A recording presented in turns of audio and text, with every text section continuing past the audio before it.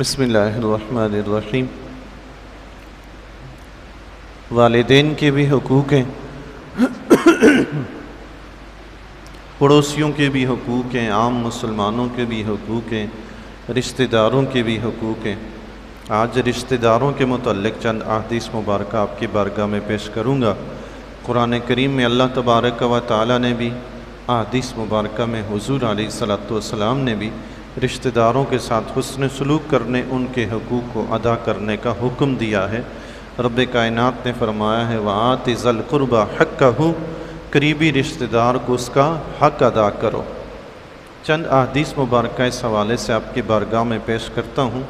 اس سے پہلے یہ عرض کر دوں کہ رشتہ داروں کے جو بہت سے حقوق ہیں، ان میں سے ایک حق یہ بھی ہے کہ اگر کوئی رشتہ دار غریب ہو، محتاج ہو، اور اللہ تبارک و تعالیٰ نے ہمیں یہ استطاعت عطا فرمائی ہو کہ ہم اس کی مالی مدد کر سکتے ہیں، ہمیں آگے بڑھ کے اس کی مالی مدد کرنی چاہیے۔ پھر دوسرا یہ بھی ہے کہ ان کی خوشی اور غمی میں ان کے ساتھ شریک ہونا چاہیے۔ تیسرا یہ بھی ہے کہ ان کے گھر آتے جاتے رہنا چاہیے، ان سے میل ملاپ رکھنا چاہیے۔ اس حوالے سے چند احادیث مبارکہ آپ کی بارگاہ میں پیش کرتا ہوں۔ حضرت عقبہ بن عامر رضی اللہ تعالیٰ عنہ سے روایت ہے، فرماتے ہیں لقیت رسول اللہ صلی اللہ علیہ وسلم، میں حضور علیہ الصلوۃ والسلام سے ملا، فقال علی،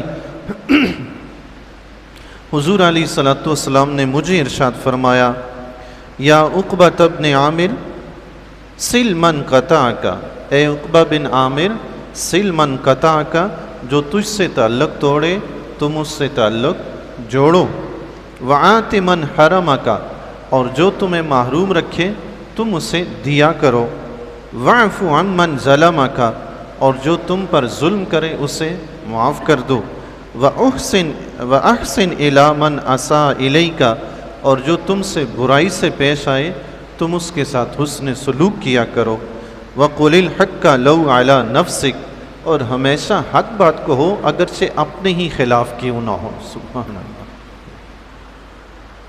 اس میں حضور علیہ الصلوۃ والسلام نے 5 چیزوں کی نصیحت فرمائی۔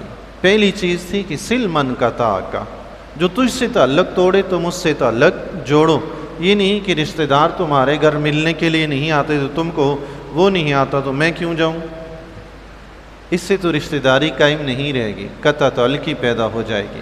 اور حدیث شریف میں ہے، مسلم شریف کی روایت ہے، حضور علیہ الصلوۃ والسلام نے فرمایا لا يدخل الجنت قاطع، جو رشتہ داروں سے قطع تعلقی کرتا ہے وہ جنت میں داخل نہیں ہوگا۔ عن ابی ہریرہ عن النبی صلی اللہ علیہ وسلم، حضور علیہ الصلوۃ والسلام نے ارشاد فرمایا تعلموا من انسابکم، اپنے نسب یاد رکھو، بچوں کو سکھاؤ، نسب سکھاؤ۔ یہ کس طرح سکھانے ہیں؟ جو رشتہ دار جو ہوتے ہیں آپس میں، مثلا والد صاحب کا بھائی ہے تو وہ رشتے میں ہمارا کیا لگتا ہے، ماں کا بھائی ہے تو وہ رشتے میں ہمارا کیا لگتا ہے، والد صاحب کی بہن ہے یا ماں کی بہن ہے وہ رشتے میں ہماری کیا لگتی ہے، ہمیں پتہ ہونا چاہیے۔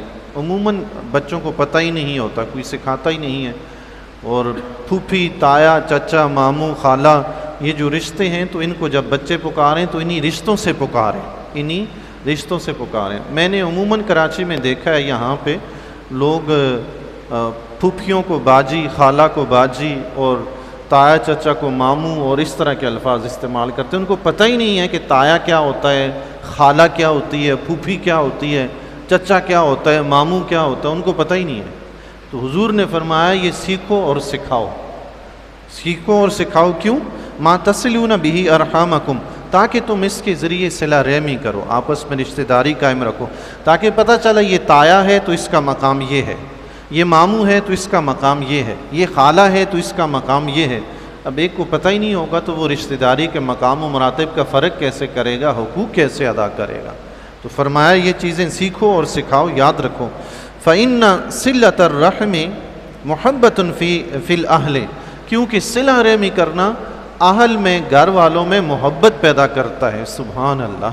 صلہ رحمی کرنا آپس میں محبت پیدا کرتا ہے۔ ایک ہی گھر میں اوپر کی منزل پہ تایا ہے، نیچے کی منزل پہ چچا ہے، درمیان میں ہمارا گھر ہے، بچوں کو پتہ ہی نہیں ہے تایا چچا کیا ہوتا ہے، جی جب ایک دوسرے کو سکھائیں گے یہ تایا ہے، ان کا یہ مقام ہوتا ہے بیٹا، جیسے والد صاحب ویسے تایا ابو ہوتے ہیں، جیسے والد صاحب ویسے چچا ہوتے ہیں، تو بچوں کے دل میں محبت بھی بیٹھتی ہے، ان کا مقام بھی بیٹھتا ہے، پھر بچے اس طرح کرنے کی کوشش بھی کرتے ہیں۔ اللہ اکبر۔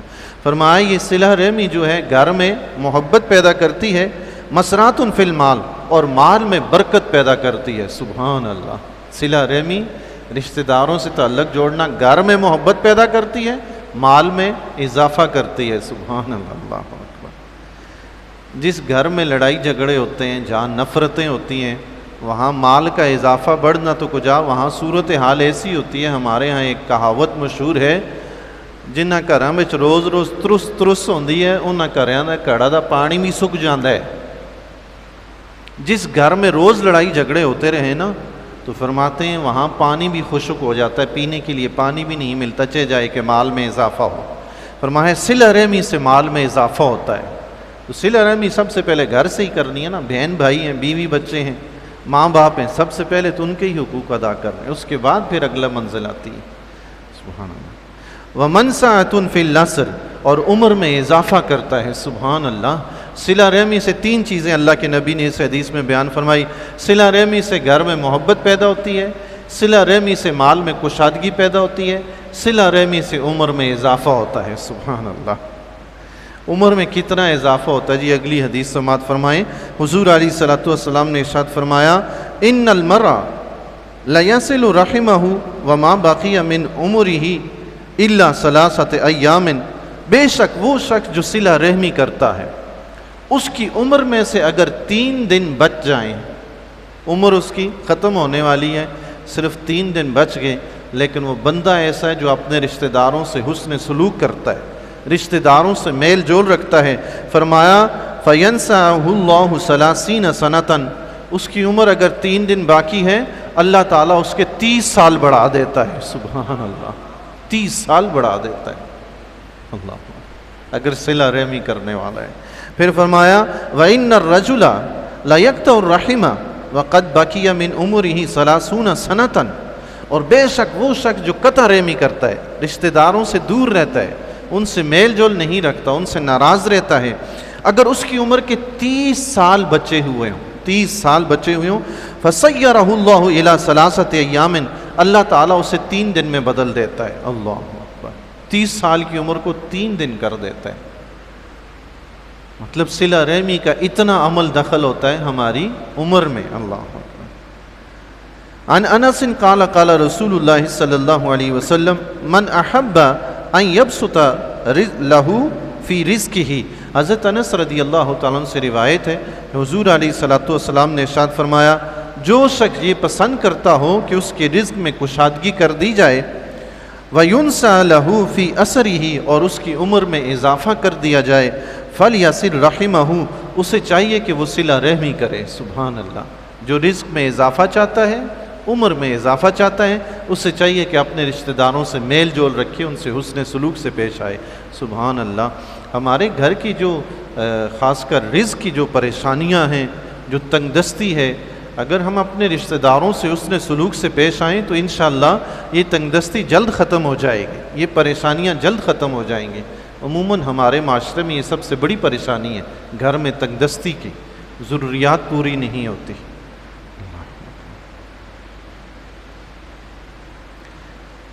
عن ابی ہریرہ قال قال رسول اللہ صلی اللہ تعالی علیہ وآلہ وسلم خلق اللہ الخلق، حضور علیہ الصلوۃ والسلام نے ارشاد فرمایا، اللہ تعالیٰ نے جب مخلوق کو پیدا فرمایا، فلما فرغ منہ، جب مخلوق سے وہ کام ختم ہو گیا مخلوق پیدا کرنے کا، قامت الرحم، رحم رشتہ داری یہ کھڑی ہو گئی۔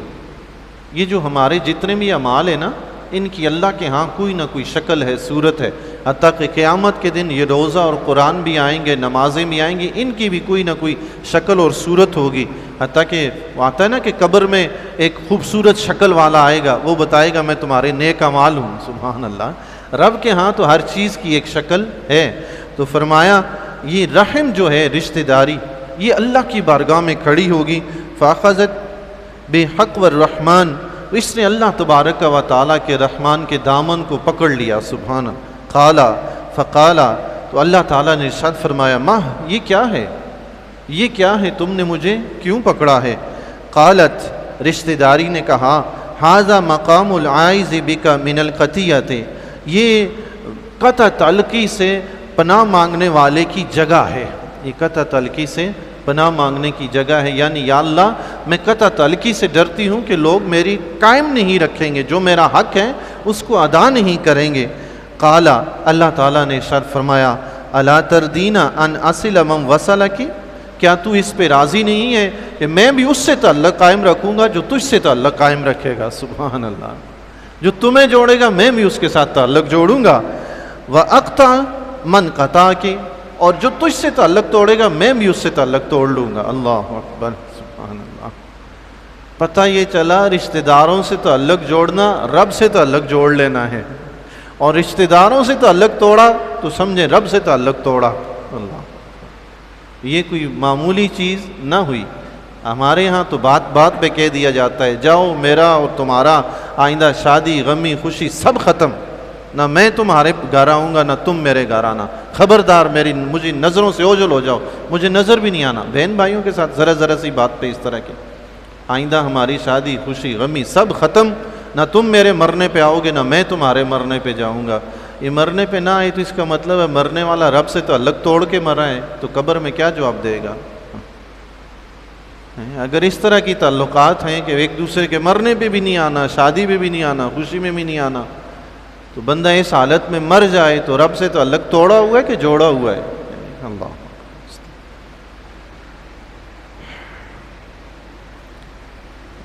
رب نے فرمایا کیا تو اس پہ راضی ہے کہ میں ایسا کروں؟ قالت بلا یا ربی، عرض کی کیوں نہیں یا رب، یہ تو مجھے منظور ہے، میں تو اس پہ خوش ہوں۔ قال، اللہ تعالیٰ نے فرمایا فذاک، تو بس پھر ایسے ہی ہوگا جیسے میں نے کہہ دیا۔ اللہ بس۔ عن ابی ہریرہ ان رجلا قال یا رسول اللہ ان لی قرابۃ اصلهم ویقطعونی، حضرت ابو ہریرہ رضی اللہ تعالیٰ عنہ فرماتے ہیں ایک شخص حضور علیہ السلام کی بارگاہ عالیہ میں حاضر ہوا، اس نے عرض کی یا رسول اللہ میرے رشتہ دار ہیں، میں ان سے میل جول رکھتا ہوں اور وہ قطع تعلقی کرتے ہیں، وَأُحْسِنُ إِلَيْهِمْ وَيُسِيئُونَ إِلَيَّ، میں ان کے ساتھ حسن سلوک کرتا ہوں اور وہ میرے ساتھ برا سلوک کرتے ہیں، وَأَحْلُمُ عَنْهُمْ وَيَجْهَلُونَ عَلَيَّ، میں ان کے ساتھ بردباری سے پیش آتا ہوں، یعنی ان کی طرف سے اگر کوئی اونچ نیچ ہو جاتی ہے تو میں برداشت کرتا ہوں، صبر و تحمل سے کام لیتا ہوں، لیکن وَيَجْهَلُونَ عَلَيَّ، اور وہ میرے ساتھ جہالت سے پیش آتے ہیں، وہ ہر وقت میرے ساتھ لڑتے رہتے ہیں، گالی گلوچ کرتے ہیں، برا بھلا کہتے ہیں، الٹی سیدھی باتیں کرتے رہتے ہیں۔ اللہ، فقال، حضور علیہ السلام نے ارشاد فرمایا لَإِن كُنْتَ كَمَا قُلْتَ، جیسا تم نے کہا ہے اگر تم ایسا ہی کرتے ہو، یعنی تمہارے رشتہ دار تم سے برا کرتے ہیں تم حسن سلوک کرتے ہو، وہ قطع تعلقی کرتے ہیں تم تعلق قائم رکھتے ہو، وہ جہالت سے پیش آتے ہیں تم بردباری سے پیش آتے ہو، اگر تم ایسا ہی کرتے ہو فَكَأَنَّمَا تُصِفُّهُمُ الْمَلَّ، گویا کہ تم انہیں راکھ کھلا رہے ہو، وَلَا يَزَالُ مَعَكَ مِنَ اللَّهِ ظَهِيرٌ عَلَيْهِمْ، اور تمہارے پاس ہمیشہ اللہ کی طرف سے ایک مددگار ہوگا، مَا دُمْتُ عَلَى ذَلِكَ، جب تک تم ایسا عمل کرتے رہو گے۔ سبحان اللہ، اللہ کی طرف سے تمہارے لیے ایک فرشتہ مددگار پیدا ہو جائے گا، سبحان اللہ، وہ تمہاری مدد کرے گا۔ اللہ اکبر، مشکلات میں وہ تمہارے کام آئے گا۔ سبحان، رشتہ داروں کا کیا کام ہوتا ہے جی؟ ایک دوسرے کے دکھ سکھ میں کام آنا، مشکل میں کام آنا۔ اب رشتہ دار کام نہیں آ رہے، وہ برا سلوک کر رہے ہیں، یہ اچھا سلوک کر رہا ہے، تو رشتہ داروں کی جگہ کام آنے والا اللہ ایک فرشتہ پیدا فرما دے گا۔ سبحان اللہ۔ اللہ، آخری حدیث مبارکہ سماعت فرما لیجیے۔ عن ابن عمر قال قال رسول اللہ صلی اللہ علیہ وسلم، حضرت عبداللہ بن عمر رضی اللہ تعالیٰ عنہ سے روایت ہے، فرماتے ہیں رسول اللہ صلی اللہ تعالیٰ علیہ وآلہ وسلم نے ارشاد فرمایا لیس الواصل بالمکافی، حضور علیہ السلام نے فرمایا ادلا بدلہ کرنے والا صلہ رحمی کرنے والا نہیں ہے۔ ادلا بدلہ کرنے والا، اس نے اچھا کیا تو میں اچھا کروں گا، اس نے برا کیا تو میں بھی برا کروں گا، وہ میرے گھر آئے گا تو میں اس کے گھر جاؤں گا، وہ نہیں آتا تو میں بھی نہیں جاؤں گا۔ فرمایا یہ وہ آتا ہے تو یہ جاتا ہے، یہ صلہ رحمی نہیں ہے۔ وہ اچھا کرتا ہے تو یہ جواب میں اچھا کرتا ہے. فرمایا یہ صلہ رحمی نہیں ہے، یہ تو ادلا بدلا ہے. اس نے اچھا کیا تو اس نے بھی اچھا کیا، وہ گھر آیا تو یہ بھی گیا. یہ صلہ رحمی نہیں ہے، بلکہ فرمایا وَلَكِنَّ الْوَاصِلُ الَّذِي إِذَا قُطِعَتْ رَحِمُهُ وَصَلَهَا، لیکن صلہ رحمی کرنے والا وہ شخص ہے کہ جب اس کے ساتھ قطع تعلقی کی جائے تو وہ صلہ رحمی کرے. سبحان اللہ. صلہ رحمی کرنے والا یہ ہے کہ میرے رشتہ دار میرے گھر نہیں آئے، میں پھر بھی ان کے گھر جاؤں، یہ صلہ رحمی ہے. وہ میری خوشی میں شریک نہیں ہوئے، میں جا کے شریک ہوں. وہ میرے غم میں شریک نہیں، میں جا کے شریک ہو جاؤں. فرمایا یہ صلہ رحمی ہے. اللہ. باقی رہا کہ اس نے اچھا کیا ہے تو جواب میں اچھا کر دیا. فرمایا یہ اس کے اچھے کرنے کا بدلہ ہے. وہ ہمارے گھر آتا ہے تو ہم اس کے گھر جاتے ہیں، تو فرمایا یہ اس کے آنے کا بدلہ ہے. یہ صلہ رحمی نہیں ہے. اللہ.